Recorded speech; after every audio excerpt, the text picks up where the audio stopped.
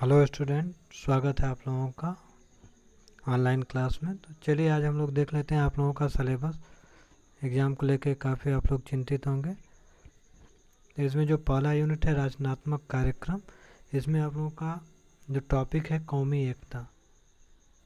कौमी एकता से तात्पर्य ये है कि हम लोग जो है जाति के नाम पर, धर्म के नाम पर, संप्रदाय के नाम पर विभाजित हैं।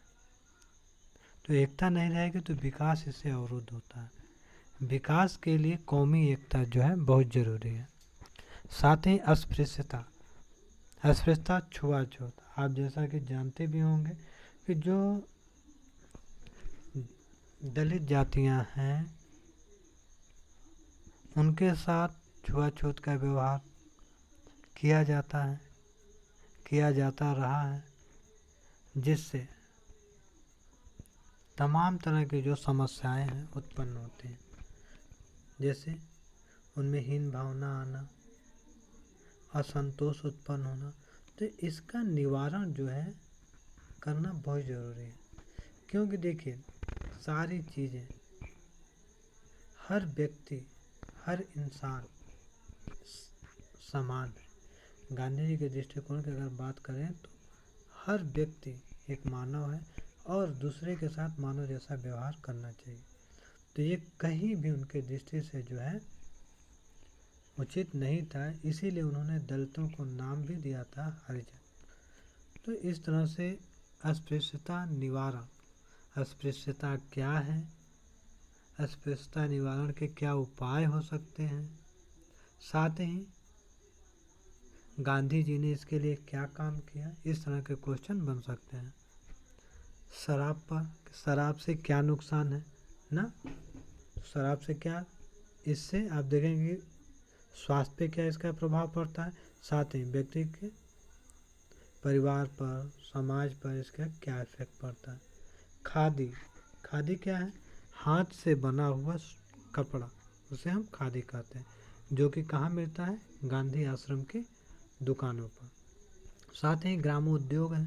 तो ग्रामोद्योग क्या है कि गाँव में जहाँ की आजीविका का साधन नहीं तो वहाँ पर उद्योग स्थापित किए जाए ताकि लोगों को जो है रोजगार मिल सके। ग्राम उद्योग ऐसे उद्योग हैं जहाँ पे हाथ से काम होता है और ज़्यादा लोगों को रोजगार प्राप्त होता है, जिससे ज़्यादातर लोगों की आजीविका चल पाती है। साथ ही गांव की सफाई सबसे बड़ी चीज़ है। गांव में जो है आप देखेंगे कि बहुत ज़्यादा सुविधा नहीं है, बहुत ज़्यादा व्यवस्था नहीं है, इसलिए वहाँ पे जो है सफाई जो है मोस्ट इम्पोर्टेंट, ताकि व्यक्ति स्वस्थ रहे, जिससे कि वो अपना काम अच्छे तरीके से कर सके। अगर देखा जाए तो गांधी जी के हिसाब से नई या बुनियादी तालीम कि जो प्राचीन शिक्षा चल रही है वो ठीक है, नई शिक्षा किन बदलावों के साथ लाई जाए, शिक्षा का माध्यम क्या हो, अंग्रेजी हो, हिंदी हो, मातृभाषा हो, क्या हो ना। साथ ही संविधान में कितनी प्रांतीय भाषाओं को मान्यता प्राप्त है। हमको तो लग रहा है आप लोग जानते होंगे कि 22 भाषाएं हैं ना। गांधी जी किस भाषा को सपोर्ट कर रहे हैं, मातृभाषा। वो मराठी भी हो सकती है, बंगाली भी हो सकती है, गुजराती भी हो सकती है, हिंदी भी हो सकती है, जहाँ के लोग जिस भाषा में कंफर्टेबल महसूस करें। शिक्षा के संबंध में गांधी जी की एक योजना वर्धा योजना के नाम से जानी जाती है ना, जिसमें कि शिक्षा का माध्यम जो था मातृभाषा में रखने का उद्देश्य था। साथ ही आप देखेंगे बड़ों की तालीम, बड़ों या वयस्कों के तालीम को जो है प्रौढ़ शिक्षा कहा जाता है। साथ ही हमारे समाज की में स्त्रियों का बहुत बड़ा रोल होता है, लेकिन उनको लोग नज़रअंदाज भी करते हैं, उनको नज़रअंदाज किया जा रहा है। तो स्त्रियों के संबंध में भी क्वेश्चन बन सकता है कि घरेलू हिंसा के सबसे बड़े शिकार कौन है। साथ ही देखिए व्यक्ति को अपने सारे काम अच्छे से करने के लिए सबसे ज़रूरी होता है उसका स्वस्थ होना। आज के डेट में आप देखेंगे इतनी व्यस्तता है, हर व्यक्ति बिजी है, उसको अपने आप को भी समय नहीं है। अपने आप को देने के लिए समय उसके पास नहीं है। ऐसी स्थिति में वो मानसिक और शारीरिक दोनों रूप से बीमार है। तो पहले वो ठीक हो तब तो काम अच्छे से कर पाएगा। तो इसीलिए आरोग्य की शिक्षा, आरोग्य के नियमों की शिक्षा दी जानी चाहिए, जिसके अंतर्गत ध्यान, योग, एक्सरसाइज, इन सारी चीज़ों के बारे में लोगों को जागरूक करना चाहिए। प्रांतीय भाषाएं कितनी हैं, संविधान में राष्ट्रभाषा क्या है, आर्थिक समानता, आर्थिक असंतोष बहुत बड़ी समस्या है ना। तो कहीं न कहीं आर्थिक समानता के लिए एक प्रयास किया जाना चाहिए। किसान कौन है? जो कृषि कार्य कर रहा है उसे हम किसान कहते हैं। हमारे देश की अधिकांश जनता गांवों में निवास करती है, जिनकी आजीविका का स्रोत कृषि है। कई तरह के किसान होते हैं, बड़े किसान, मझले किसान, छोटे किसान, भूमिहीन किसान। तो भूमिहीन किसान जो है या भूमिहीन लोग जो हैं, उनकी आजीविका का स्रोत क्या होगा? तो ऐसे लोगों की आजीविका का स्रोत होता है मजदूरी।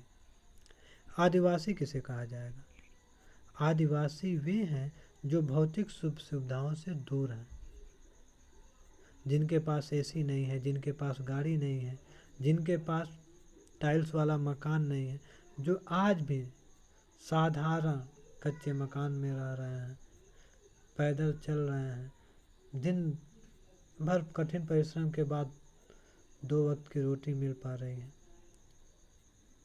उन्हें वो जंगलों में रह रहे हैं, तो ऐसे लोग को आदिवासी कहा जाएगा। कुष्ठ रोग का संबंध जो है स्किन से होता है, और कुष्ठ को कोढ़ भी कहा जाता है। इसके रोकथाम के लिए MDT जो इसकी दवा है, सरकार द्वारा वितरण किया गया। एक नारा भी था, MDT खाओ कुष्ठ भगाओ। तो कहीं ना कहीं, और जैसे कि क्वेश्चन बन सकता है कि कुष्ठ रोगियों के साथ कैसा व्यवहार किया जाना चाहिए। तो चाहे वो किसी प्रकार का रोगी हो, उसके साथ सहयोग की बात होनी चाहिए और उसे उपचार के लिए प्रोत्साहित किया जाना चाहिए। विद्यार्थी सबसे इम्पोर्टेंट अगर है तो विद्यार्थी होते हैं। विद्यार्थियों को देश का कर्णधार, देश का भविष्य भी कहा जाता है। क्यों? क्योंकि इनमें असीम संभावनाएं भरी हुई, अपार ऊर्जा से ओतप्रोत है, सीखने की क्षमता इनकी ज़्यादा है ना। तो विद्यार्थी हमारे काफ़ी महत्वपूर्ण है।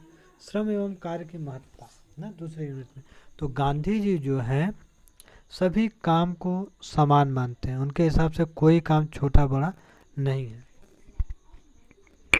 साथ ही गांधी जी जो है व्यवसाय, उद्योगों के विकेंद्रीकरण के पक्षधर हैं। उनका मानना है कि जो ये उद्योगों का केंद्रीकरण किसी राज्य विशेष, शहर विशेष में होता है, जैसे दिल्ली, मुंबई, बेंगलोर, गुजरात, यहाँ पे ढेर सारी इंडस्ट्री देखने को मिल जाएंगे। गांधी जी का कहना था कि इसका विकेंद्रीकरण होना चाहिए, एक ही जगह सेंट्रलाइज नहीं हो, हर जगह हो, ताकि लोगों को अपने आसपास रोजगार मिल जाए, उनको विस्थापित न होना पड़े। तो गांधी जी विकेंद्रीकरण के पक्षधर हैं। लघु उद्योग, गांधी जी का मानना था कि अगर रोजगार की दर को बढ़ाना है, ज़्यादा लोगों को रोजगार देना है, तो लघु उद्योगों में वृद्धि करनी होगी। लघु उद्योग जो होते हैं उसमें ज़्यादातर काम हाथों से होता है, तो ज़्यादा लोगों को रोजगार मिलेगा, जबकि बृहद उद्योग में मशीनों द्वारा काम होता है और वहाँ पे जो है कम लोग जो है रखे जाते हैं। तो कहीं ना कहीं आप देखेंगे लघु उद्योग से जो रोजगार में वृद्धि होगा। गांधी जी की शिल्प दृष्टि, गांधी जी की शिल्प दृष्टि का मतलब ये है कि व्यक्ति के अंदर कौशल का विकास हो, उसके हुनर का विकास हो, कोई उसके अंदर हुनर हो। तो गांधी जी जो हैं रोजगार परक शिक्षा के पक्षधर हैं। गांधी जी की कला दृष्टि क्या है? तो कला के अंतर्गत सारी चीज़ें आ जाती हैं। आर्ट है ये, किसी काम को करने की कला, ये नृत्य भी हो सकता है, संगीत भी हो सकता है, चित्रकला भी हो सकता है ना। तो कला, और आप देखें कि हर एक व्यक्ति दूसरे से डिफरेंट है और वो कुछ ऐसे काम जो दूसरों से अलग कर सकता है, जो उसका इंटरेस्ट है, तो व्यक्ति को अपनी रुचि के हिसाब से करना चाहिए काम, तो वो उसमें उसको ज़्यादा सफलता मिलेगी। आजकल विद्यार्थियों के सामने तमाम समस्याएं हैं, दोस्त क्या कर रहे हैं, भैया क्या कर रहे हैं, फलाने क्या कर रहे हैं, माता पिता क्या बनाना चाह रहे हैं। चीज़ें बुरी नहीं है देखिए, लेकिन एक चीज़ जो मेन है ये है कि आप उस काम में बेहतर रिजल्ट ला सकते हैं जो आपको करना अच्छा लगता है, रुचि के हिसाब से अगर वो करेंगे तो आपका कला बन जाएगा और उसको आप अन्य लोगों से बेहतर कर सकते हैं। इसलिए गांधी जी का कहना है कि व्यक्ति के अंदर चाहे किसी फील्ड में, किसी भी क्षेत्र में वो काम कर सकता है। गांधी जी की साहित्य दृष्टि, तो साहित्य ऐसा होना चाहिए जो शिक्षाप्रद हो, प्रेरणादायक हो, उत्साहवर्धक हो। ऐसा न हो कि वो उसमें अनर्गल बातें हो, भड़काऊ हो। साहित्य हमेशा शिक्षाप्रद और उत्साहवर्धक होना चाहिए। सौंदर्य, सौंदर्य से तात्पर्य यहाँ पर है व्यक्ति के आंतरिक सुंदरता, मन की सुंदरता से। जैसे सभी लोगों को अपनी माता जी जो है प्रिय लगती हैं ना। क्यों? क्योंकि माता जी हमसे मन से जुड़े हैं और हम लोग अपने माता पिता के साथ मन से जुड़े हुए हैं ना। दुनिया को चाहे वो जैसे लगे, लेकिन हमें और आपको सदैव दुनिया के सबसे अच्छे व्यक्ति लगते हैं। तो ये बात क्या है? मन की सुंदरता की है ना। तो यहाँ पे गांधी जी की जो सौंदर्य दृष्टि है ये है कि व्यक्ति की आंतरिक सुंदरता, व्यक्ति कैसा है, किसी के साथ कैसे मिलता है, कैसे व्यवहार करता है ना। तो ये इम्पॉर्टेंट है। सुंदरता से तात्पर्य है उसके आंतरिक सुंदरता से, आंतरिक गुणों से। संवाद कौशल, बहुत बड़ी चीज़ है संवाद, कम्युनिकेशन, बोलचाल। वाणी एक ऐसी चीज़ है जिससे आप किसी को अपना मित्र बना सकते हैं या किसी को अपना शत्रु। आपके बातों से सामने वाला ये पता कर सकता है कि आपके ज्ञान का स्तर क्या है, आप कितने जानकार हैं। ये बात कैसे पता चलेगी? आपकी डिग्री से, आपके धन से, संपत्ति से नहीं। व्यक्ति के ज्ञान, व्यक्ति के जानकारी के पता चलता है उसकी वाणी से, उसकी बातों से। साथ ही आप आगे देखेंगे तीसरा यूनिट आपका संसाधनों की पहचान व उपयोग। तो संसाधन अगर आप देखेंगे तो संसाधन दो तरह के हैं, प्राकृतिक और भौतिक। इसमें भी आप देखेंगे नवकरणीय और अनवकरणीय। नवकरणीय संसाधन वे हैं जो कि आप बार बार इस्तेमाल कर सकते हैं, जैसे कि सौर ऊर्जा। और नवकरणीय ऊर्जा वो हैं, संसाधन वो हैं जिनका इस्तेमाल आप सीमित रूप में कर सकते हैं, नहीं तो उनका भंडार सीमित है और वो समाप्त हो जाएगा, जैसे कोयला और पेट्रोलियम। तो इस पर भी क्वेश्चन बन सकता है कि कौन सा संसाधन नवीकरणीय है, कौन सा अनवीकरणीय है। तो जो बार बार इस्तेमाल किया जाएगा नवीकरणीय, जैसे सौर ऊर्जा।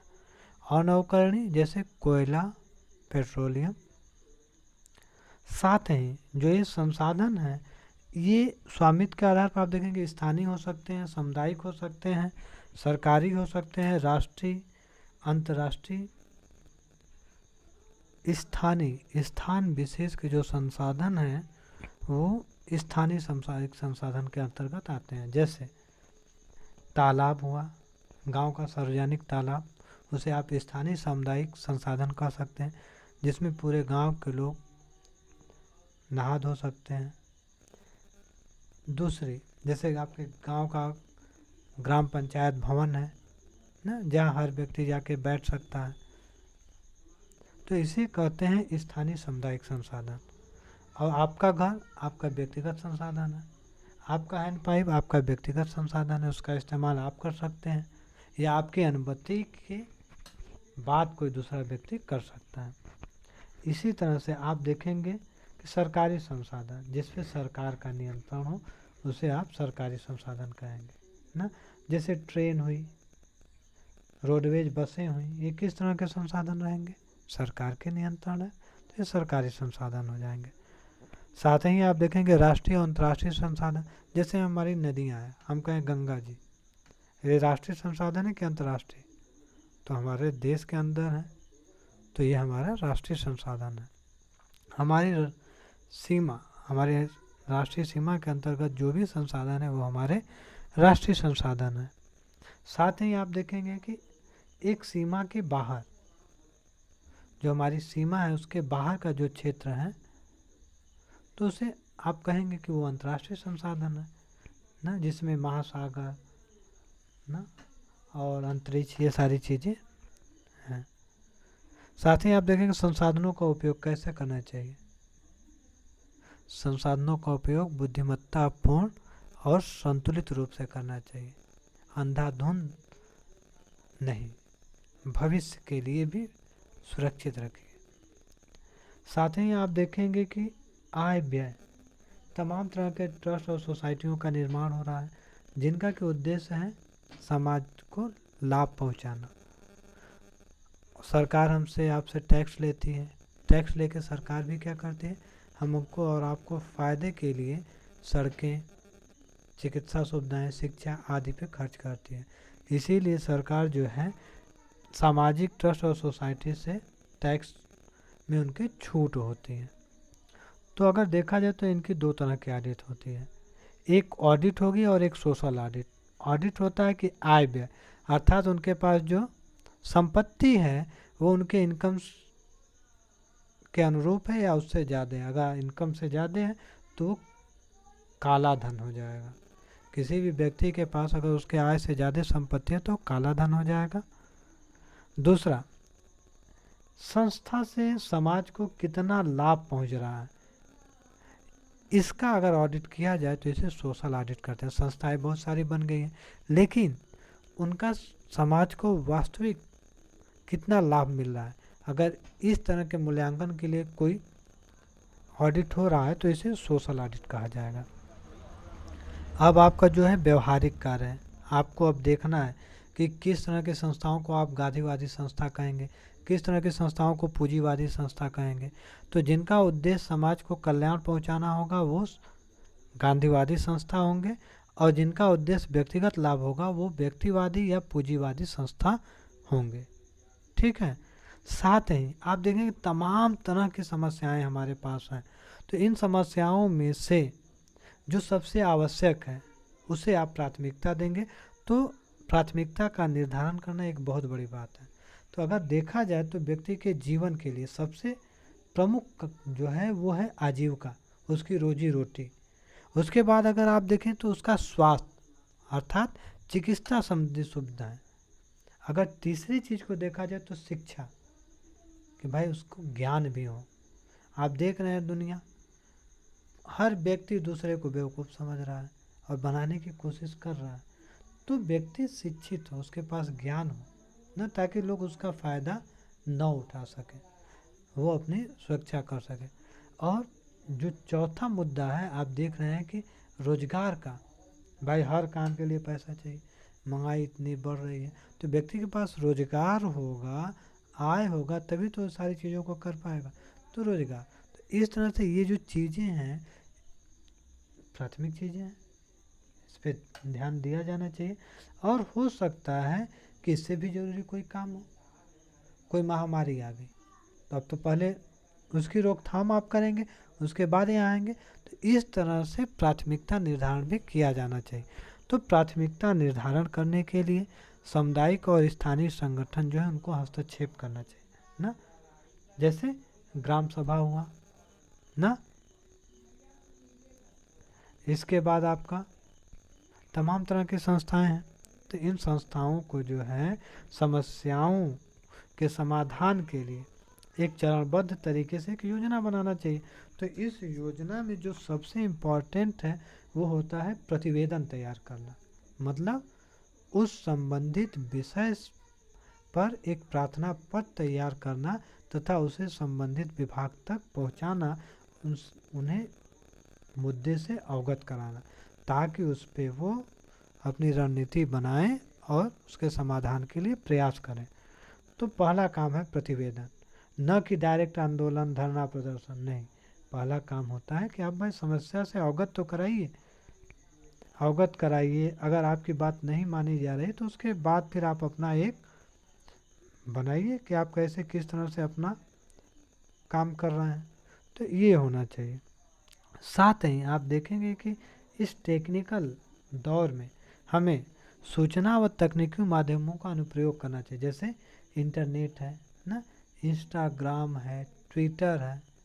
इन सब से क्या है, आप एक साथ देश के सभी लोगों को, यहाँ तक कि आप इंटरनेशनल लेवल पर अपनी बात को रख सकते हैं। तो आज हमें जो है जो सूचना और तकनीक के अन्य माध्यम हैं उनका भी प्रयोग करना चाहिए। तो ये सारी चीज़ें हैं। तो मेरा ये कहना है आप लोगों से, आप लोग इसको जो है पूरे सिलेबस को 1-2 बार देख लीजिएगा। देखने के बाद हर टॉपिक को समझ लीजिएगा। पूरा ये आपका व्यवहारिक नॉलेज है ना, रचनात्मक कौशल कि कैसे आप समस्याओं का सामना करेंगे। और साथ ही गांधी जी से जुड़ी हुई कुछ बातें, जैसे उनके राजनीतिक गुरु गोपाल कृष्ण गोखले, उनकी पुस्तक का नाम हरिजन ना, दलितों को क्या कहा था, हरिजन कहते हैं। तो इस तरह की चीज़ें आप जो है आप उनके बारे में कुछ बेसिक, उनका जन्म कब हुआ था, कहाँ हुआ था, उनके पिताजी कौन थे, कहाँ काम करते थे, किस तरह। तो ये सारी चीज़ें आपको जो है याद करना है। एक बार देख लीजिएगा, डरने की कोई ज़रूरत नहीं है। आप अपने जो है कॉमन सेंस से क्वेश्चन को सॉल्व करने का प्रयास करिएगा। क्वेश्चन जो है आपके सिलेबस से ही होंगे। सारे क्वेश्चन जो विगत दिनों में पेपर हुए वो भी सिलेबस से ही पेपर रहे हैं। तो इसलिए आप अपने सिलेबस पे फोकस करके सिलेबस को देखते रहिएगा। तो आज के लिए इतना ही। धन्यवाद स्टूडेंट।